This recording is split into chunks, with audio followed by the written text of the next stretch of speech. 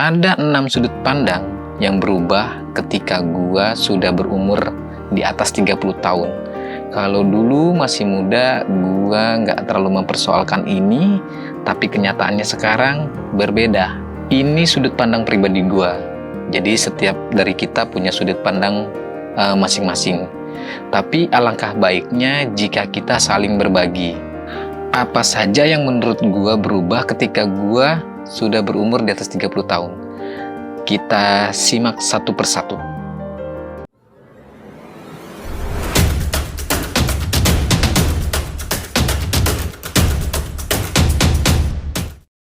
Yang pertama adalah kenapa kita malu dengan pakaian lama atau baju jelek? Mungkin kalau konteksnya kehidupan sehari-hari, kita tidak akan terlalu malu. Santai aja. Itu dulu juga begitu. Ketika masih muda, gue nggak terlalu peduli, nggak cuek aja dengan penampilan. Tapi sekarang berbeda. Ketika konteksnya profesional, pada dunia nyata kita dituntut berpakaian yang rapi, yang lebih terlihat mahal. Kenapa demikian? Karena ketika kita sudah profesional, nih ya, bahkan seorang motivator, beberapa motivator pun menegaskan kalau kita itu harus memantaskan diri, baik pantas secara mental dan intelektual, tapi juga memantaskan diri dari segi penampilan. Untuk bagian ini, jika ada pertanyaan mengapa kita mesti malu dengan baju lama, ya mesti malu lah, karena kita udah harus memantaskan diri. Sebenarnya gue nggak malu dengan baju lama gue, tapi sekarang ketika sudah berumur di atas 30 tahun ini, ketika gue sudah memasuki dunia profesional, maka gue harus berpenampilan menarik, gue harus terlihat rapi. Itu biar lebih meyakinkan orang dan menambah rasa percaya diri gue. Ini kita fokus ke konteksnya ya, jangan salah paham. Dunia kerja gue sekarang itu banyak bertemu dengan orang-orang penting kayak pejabat, jenderal, menteri-menteri. Karena gue sekarang jadi fotografer freelance di gedung-gedung besar Jakarta, alhamdulillah. Jadi gue nggak bisa lagi tuh asal-asalan dari segi penampilan. Gue harus profesional. Yang kedua, ketika ada kesempatan manfaatkan sebaik mungkin. Istilahnya aji mumpung. Sekarang ini gue sedang dikelilingi rekan kerja yang benar-benar support banget kemampuan gue. Gue kerahkan semaksimal mungkin. Gue mau skill yang gue punya ini bisa bermanfaat buat tim gue dan juga bisa menambah value brand rekan gue. Dengan energi yang gue punya ini, maka gue dapat kepercayaan dari tim. Gue mulai bisa menabung karena mereka percaya dengan gue. Gue rutin dikasih job setiap minggunya. Gue dikasih peralatan penunjang yang harganya nggak ada yang murah menurut gue. Intinya sih, gue butuh mereka. Mereka pun butuh gue. Apakah ada rasa kekhawatiran di kemudian hari gue nggak akan dipercaya lagi? Itu pasti ada. Dan gue sadar akan hal itu. Makanya sekarang gue mulai membangun kanal YouTube ini, membangun channel YouTube ini. Apakah hidup gue bergantung dengan orang lain? Jawabannya iya, titik. Gue bisa upgrade skill dan upgrade circle ini karena bergantung sama bantuan orang lain. Apakah gue berharap dengan orang lain? Belum tentu, karena berharap itu masih semu ya. Semua ada waktunya, kita dibutuhkan dan kita bisa dilupakan. Yang ketiga adalah waktu, no debat kalau untuk masalah waktu ya. Gue mulai belajar untuk mengatur waktu seefisien mungkin. Waktu nggak bisa gue kendalikan, kecuali perbuatan kita. Kita sama-sama dikasih waktu 24 jam sehari.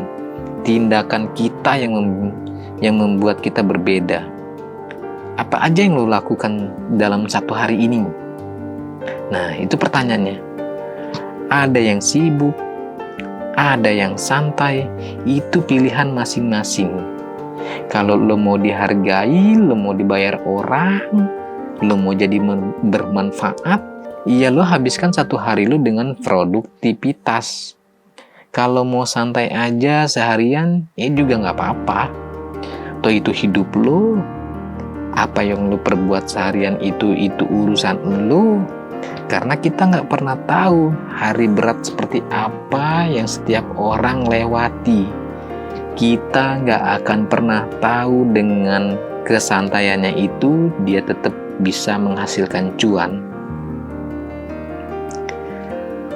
Orang zaman dulu bilang, apa yang lo tabur itu yang lo tuai. Apapun profesi lo, pasti capek. Tapi capek itu nikmat, bos. Apalagi kalau kita cinta dengan profesi itu. Tapi berkaitan dengan waktu, lo harus disiplin. Jangan sampai nyesel kayak gua, menyia-nyiakan waktu muda gua dengan santai dan penuh keraguan-raguan. Nah, yang poin yang keempat, ini yang nomor 4 ini sudut pandang pribadi gua juga, itu gampang marah, gampang tersinggung, overthinking. Jadi sifat-sifat ini menjauhkan gua dari rezeki, membuat orang gak nyaman, dan parahnya lagi bisa hilang pertemanan gua tuh. Gampang emosi, emang susah dikendaliin. Tapi setelah selesai emosinya malah nyesel. Karena sering ngalamin hal itu, gue sekarang sudah bisa menahan diri untuk gak gampang terpancing emosi. Caranya gue gak akan berucap sepatah kata pun ketika ada perdebatan. Gue menghindar dan gue inget-inget tuh, setiap selesai meluapkan emosi gue akan nyesel. Nah itu gue selalu inget. Jadi gue menghindar. Jadi lebih baik diem dan pergi. Cara ini juga menghemat energi dan mengurangi permasalahan. Gampang tersinggung. Gampang tersinggung itu udah norak ya sekarang. Belaga gila aja lah kalau sekarang mah. Gacor aja. Gue kasih contoh nih. Gue kasih contoh itu Aldi Taher. Terus Kesha penyanyi ya. Itu orang-orang yang gue jadiin referensi sebagai orang yang kuat dari terpaan dan gak gampang tersinggung. Itu mereka.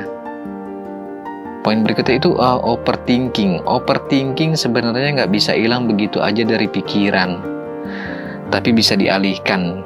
Biasanya gue kalau lagi overthinking, gue langsung bercanda sama anak, nonton video lucu, naik motor, muter-muter aja, gak ada tujuan. Dengan begitu rasa overthinking itu teralihkan, bahkan bisa hilang. Sesimpel itu. Berikutnya yang kelima, mulai yakin dengan ilmu Law of Attraction. Jadi sih gue sering nonton konten YouTube-nya Pagar Kehidupan. Jadi Law of Attraction. Jadi kalau dulu sekedar nonton aja, sekarang gue mulai yakinnya kalau itu bisa. Nah, contoh kecilnya yang baru gue sadar adalah ketika setiap pulang job foto wedding kampung, foto wedding tendaan istilahnya di Jakarta. Lu kan naik motor nih, ngelewatin Balai Sudirman, ngelewatin Gedung Semesko, misalnya ngelewatin Dana Pala. Itu gue selalu berucap dalam hati, suatu saat gue bisa foto wedding di sini. Suatu saat gue akan foto wedding di gedung ini. Suatu saat gue akan foto wedding di gedung ini. Boom. Sekarang ucapan itu bisa terwujud loh. Itu kekuatan Law of Attraction. Mungkin karena gue bener-bener bawa perasaan kali ya. Kuat banget gitu energinya di dalam hati gue. Ketika gue mau upgrade kamera juga gitu. Sama, kuat banget energinya. bener-bener dalam perasaan gue. Dan alhamdulillah sekarang udah punya Sony A73 nih yang gue pakai sekarang. Umurnya udah setahun, alhamdulillah. Dan sekarang energi ini, law of attraction ini, gue alirkan deras banget ke channel YouTube gue ini. Ya walaupun masih tahap belajar ya. Tapi kayak ada candu gitu gue bikin konten-konten gitu, kayak ada candunya, nggak tahu kenapa gue kayak jadi orang yang baru lagi, jadi lebih pede, padahal nggak nyambung sih sebenarnya, tapi gue ngerasain itu karena gue harus berpikir terus untuk mencari ide, bikin video apa lagi ya ke depannya, konten apa lagi ya ke depannya. Gue sekarang jadi suka baca buat mencari ide, gue suka ngulik hal-hal kecil. Dan lucunya lagi, gue ngerasa kayak jadi penyiar radio.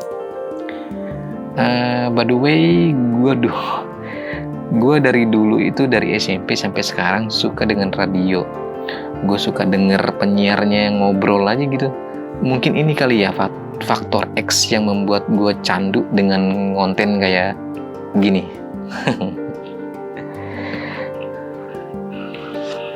Dan yang ke-6 adalah bersyukur.